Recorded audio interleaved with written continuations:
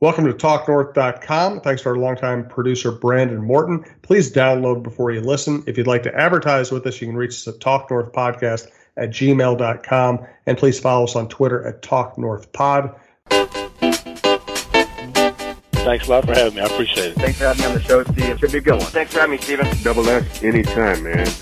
Christopher Russo here. You are listening to Steven Strom on TalkNorth.com. Always passionate, always fiery. You're listening to the Strom Sports Show.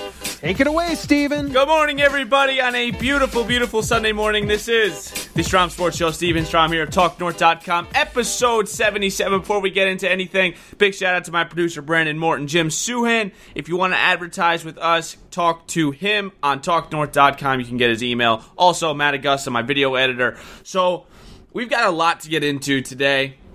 We've got Chris Hine of the Star Tribune. He is the beat writer for the Minnesota Timberwolves. He will come on in just a bit here. He'll talk about the trade deadline. He'll preview what he's liked so far, what he hasn't liked. I'm very negative today with the Timberwolves, so hopefully he can handle me. We'll also do a little bit of a game today. This segment's going to be called Song That Reminds You of a Minnesota Team. So we're going to go through the four teams. I'll give you a song. I'll break it down for you. Very excited for that. But let's not even waste any more time and first get into the complaint corner, the Minnesota Timberwolves.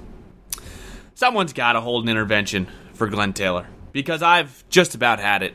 After this so-called 7-4 start, where it kind of seems like, all right, maybe the Timberwolves can sneak in, and I've always been an advocate that Jimmy Butler was the reason why they got in the playoffs, and people didn't like Jimmy, and rightly so. You know, he showed up a lot of dudes in practice and made a huge deal out of his departure. I get it, 100%. But Jimmy Butler is a dog, and Jimmy Butler is now in Miami, dominating the East right now. I don't think they've lost a game at home. Bottom line is, this Timberwolves team is in a boatload of trouble for a couple reasons. Number one, we are in year 4 of Karl Towns. We are in year 5 of Andrew Wiggins. And there is no sense of this team trending in the right direction. They don't defend. They have mental lapses late in games, like in OKC. This isn't the team that Glenn Taylor envisioned at this point in their careers to be under 500, to be out of the playoff picture right now. I swear to God to you, I don't know if there is more than 2 teams in the Western Conference that the Timberwolves can beat in a best of 7. I'm dead serious. I think they can beat the Warriors in a best of 7, and I think they can maybe beat the Grizzlies in a best of 7. I don't think they can beat any other team in the Western Conference in a best of 7 because they don't defend. Timberwolves are awful right now. Defensively, they've given up 121 points, 139, 142, 125 points. Can't happen. I'm ready to put a fork in this team already.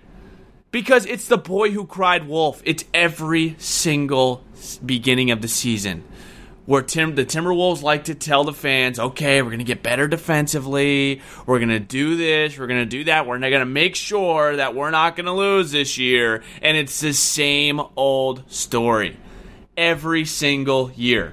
Honestly, when you look at this team, since that 7-4 start, the Timberwolves have the 26th best defensive rating.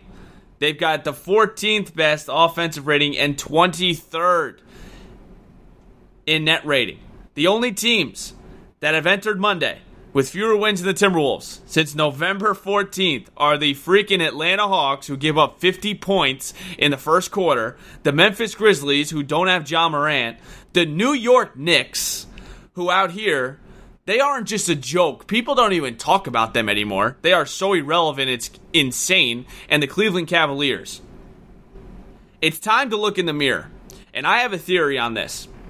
Because you look at who the Timberwolves have had at head coach. Sam Mitchell, Rick Adelman, Tom Thibodeau. If Tom Thibodeau couldn't get this team to defend, what coach will? Tom Thibodeau is a brilliant defensive coach. I don't care what anyone says. You look at his track record, you look at his resume. He's on Team USA for his defensive mind. He took the Bulls to multiple playoff appearances, a conference final. And we, Timberwolves fans, blame Tom Thibodeau. Oh, it's not us. It can't be us. It's not Wiggins. It's not Towns. It's Tom Thibodeau. He's too rigid. He's too hard-headed, right? And that's what we did. We blamed Tom Thibodeau. It's never us. It's everyone else that tries to get the Timberwolves to play defense, right? And then Jimmy Butler came in, and magically, the defensive numbers went up.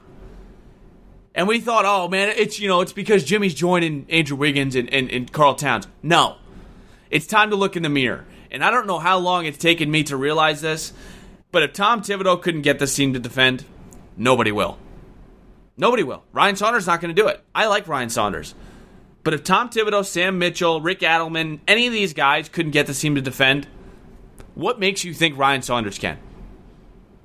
I don't think they have the roster to do it. I don't think they've got the heart to do it. And I don't necessarily know if they've got the right defensive mind in the organization to do it.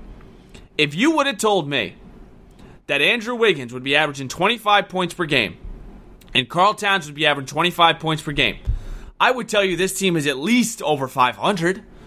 I mean, they're losing to Oklahoma City. Oklahoma City. They lost their 2 superstars. Russell Westbrook is in Houston. Paul George is in L.A.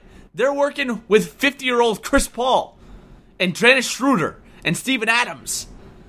And the Timberwolves can't wrap it up. This is year 5. This is year 6.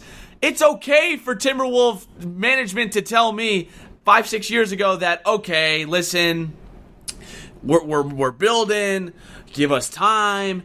No. That was 5 years ago. We are now in year 5 with Andrew Wiggins, with Karl Towns. Where's this drastic improvement? The only improvement that they had is when they brought Jimmy Butler in, and he couldn't leave quick enough. I'm sick of it. I'm absolutely sick of it. And when the Timberwolves were 7-4, there was some buzz around the city. My dad was loving it, and I told him, Dad, no.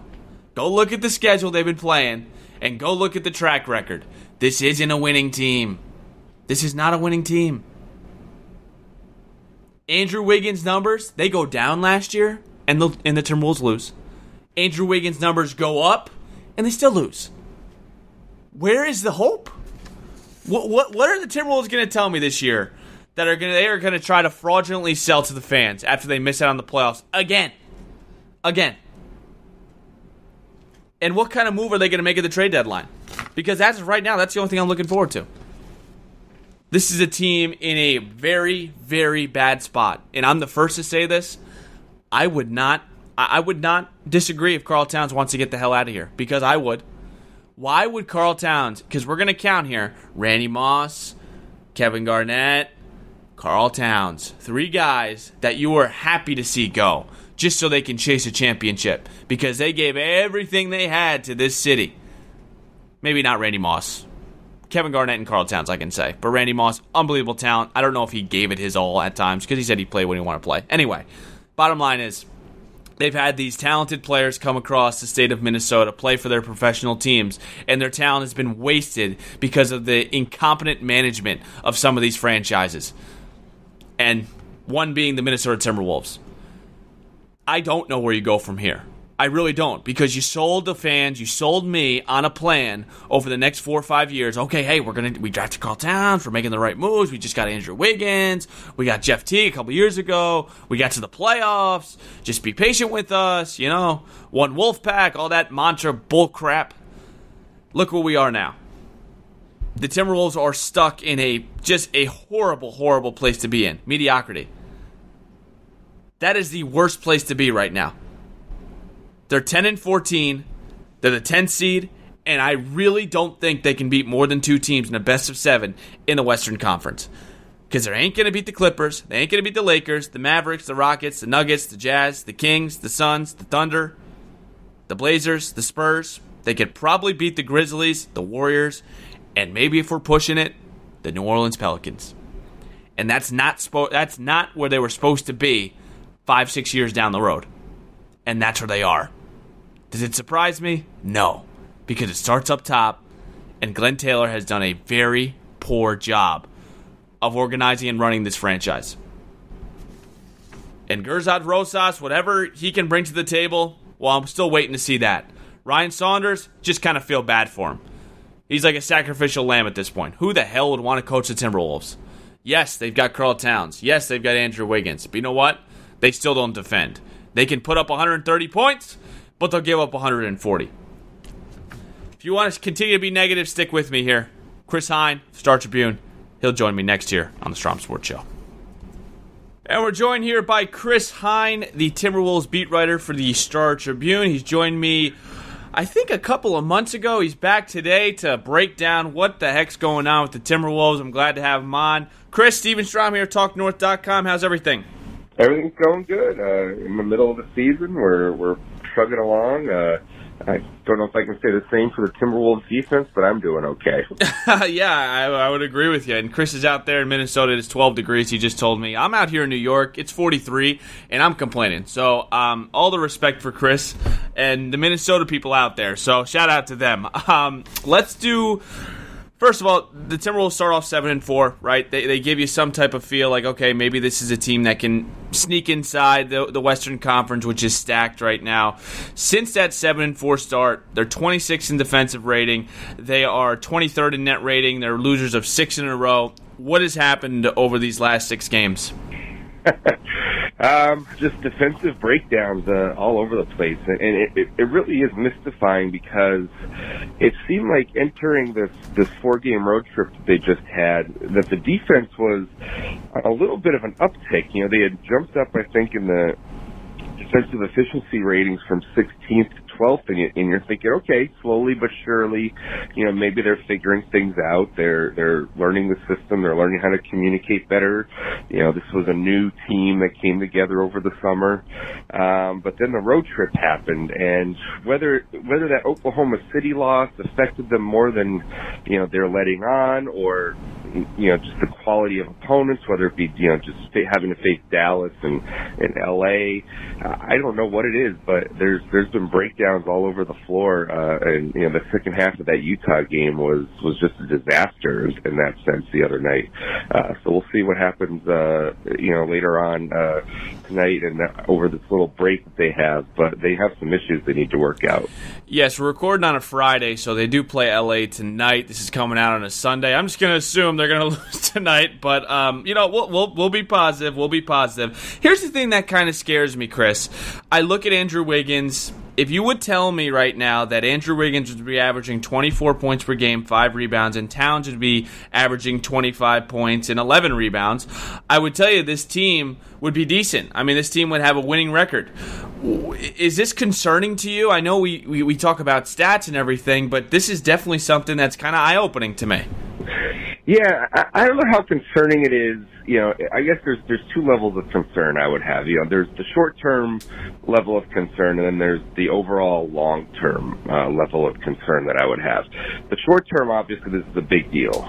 If you are trying to make the playoffs this year, you've got to get these issues fixed right away. The long-term, if you sit back and kind of think about where the expectations were for this team at the beginning of the season, what the expectations are over the next, you know, 3 to 5 years, Gerson Rosas as the team president, I think that the development of Wiggins is still very much a positive development and a positive step forward for this franchise. Now, his shooting numbers have trailed off since he came back from the death of his grandmother and the 1-game absence he had for an illness. But I still think that the way he's remodeled his game is a positive overall for this franchise moving forward. You know, you kind of look at this season, and not everybody at the beginning of the season was expecting this team to be a playoff team. It was a pleasant surprise for fans when they turned out to have the starts they did. So I think, you know, maybe we're kind of seeing this come back to the norm a little bit, kind of where we thought this team was going to be at the beginning of the season, which was, you know, 10th, 11th place in the West. Maybe that's what this is right now. And I don't know that for the overall arc of the franchise, for your long-term concerns, that what's happening now is that big of a deal. Okay, fair enough. I look at this, and I see, Wiggins in his 5th or 6th year, Towns in his 5th or 6th year, and I think the game in LA really bothered me because it was like, all right, this is a pretty good chance here. They came off a couple of losses, and it just seemed like LA completely just stomped. And look, LA's having a tremendous year, so I guess I've got to let that one slide, but just the feeling overall